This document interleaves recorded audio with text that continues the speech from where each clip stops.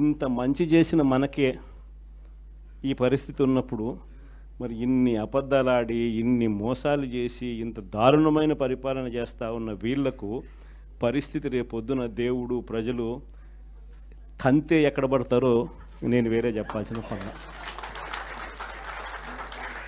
ఈ జగన్ 2లో మాత్రం ఖచ్చితంగా ఎవరైతే పార్టీ కోసం చేసినారో ఈసారి ప్రతి ఒక్కరిని కూడా మర్చిపోకూడదు, డేటాబేస్ క్రియేట్ చేయండి అని చెప్తాను.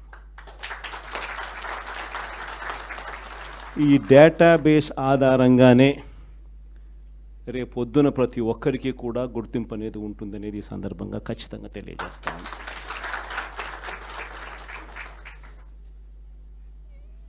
ఇక్కడే కాదు, రాష్ట్ర వ్యాప్తంగా కూడా రాబోయే రోజుల్లో నెక్స్ట్ 1 వీక్లో నెక్స్ట్ వీక్ బహుశా ఒక యాప్ కూడా తయారు చేస్తా ఉన్నాం.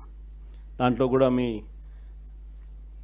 సీనియర్ లాయర్లు అందరూ కూడా దాంట్లో యాప్లో కూడా ఇన్వాల్వ్ అవుతున్నారు.